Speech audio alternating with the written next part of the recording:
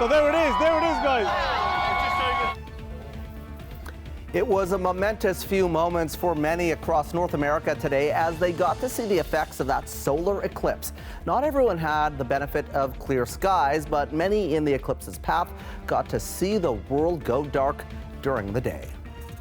Well, my next guest turned the eclipse into a truly inclusive experience. Kiki Smith was diagnosed with a degenerative condition as a child and lost the last of her vision back in 2011. But she organized an event to allow people who are vision impaired or blind to hear the eclipse using technology called LightSound.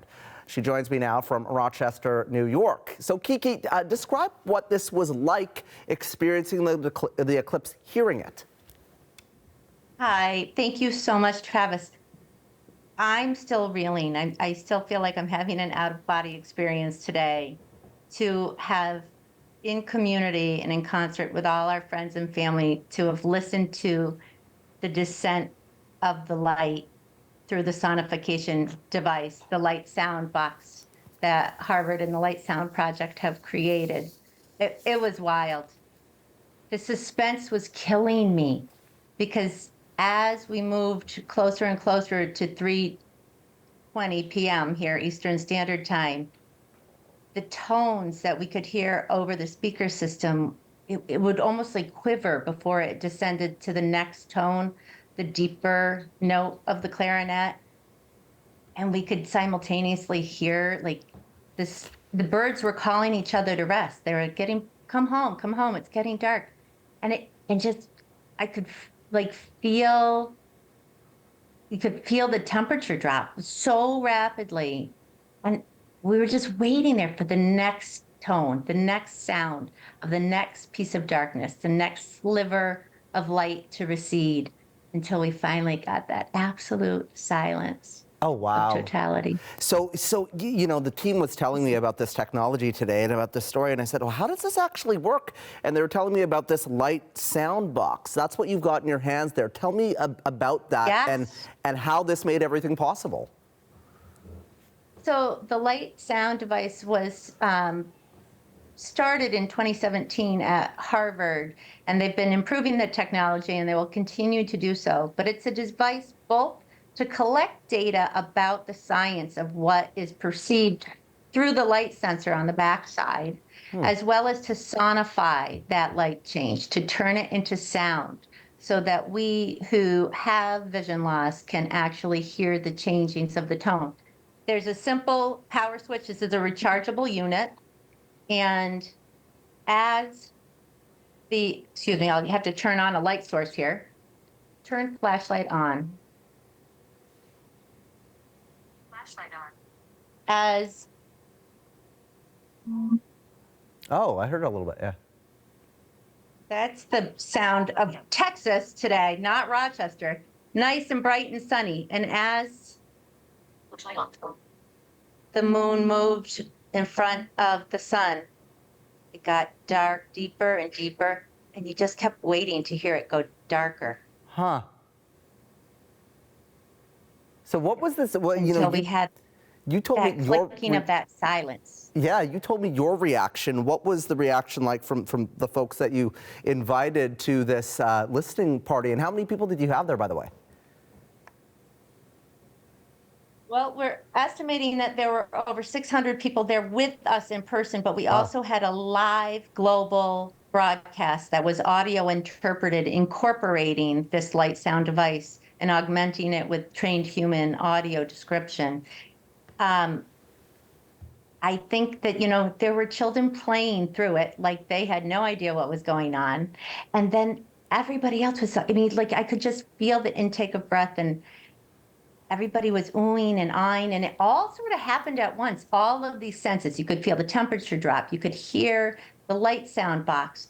You could hear the crowd gasping and cheering. And you could almost feel the darkness descend on you. It was crazy. And then feel the light come back. What does it mean? And I have to say, yeah. I was going to say, the irony is that we had a fairly overcast day here in Rochester. And so, when we have gathered together all these folks with varying levels of vision loss, I think the sighted among us felt a certain sense of frustration and disappointment that it wasn't going to necessarily be all Yeah. that they had hoped it would be visually. And it almost offered them, not Mother Nature style, that same sense of being able to relate to the frustrations of living with vision loss every day. Things don't go exactly the way that you'd like them to go, but they're still full of joy and wonder and community and friendship. Well, and I want to talk about that. Well, you talk about community and friendship. What does it mean for you to give others this experience, to feel the eclipse this way? It was crazy. Like, I was very alone the last time I experienced an eclipse, and I was really frustrated, both grieving my vision loss and just feeling sort of left out while everybody else was doing their thing. And to be with all of these people, sighted, hearing impaired, vision impaired, completely blind, to be together today, it just felt like such a gift. But it was the work of hundreds of hands and hearts and mind doing tons of tiny little things and hugely significant things to bring it all together for those 3 minutes and 38 seconds today. So it was a huge community effort, and it felt so good to be a part of it. It's incredible, isn't it, how far technology has come that this kind of device exists? Absolutely. And that, we've been so blessed with the support of our media to get the word out there that it does exist. So whether people were able to get individual units from Harvard directly or be at events, there were other events here in Rochester that we were able to share these devices at that they just wanted to provide that option to folks who might need it. To the folks who joined us via live stream, that, in just a short number of years, the word about the way that sonification can bring experiences and textures into the lives of folks living with vision loss and, neurodiversity, different ways of learning data sets and hearing information as well as seeing it.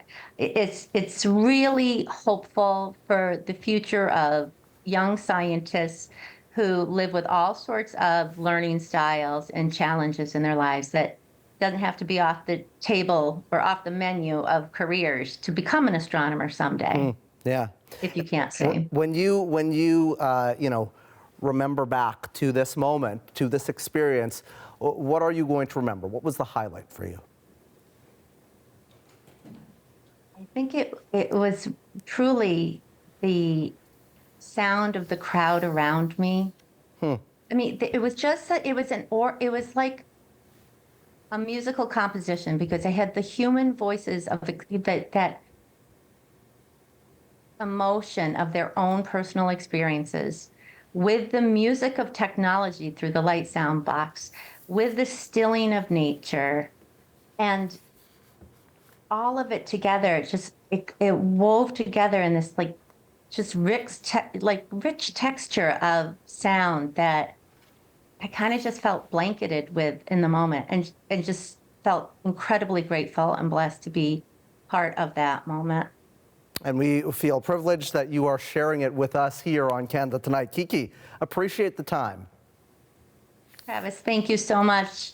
That was Kiki Smith. Have a great night. You too. She organized an event to allow people who are vision impaired or blind to experience today's eclipse, and she joined us from Rochester, New York.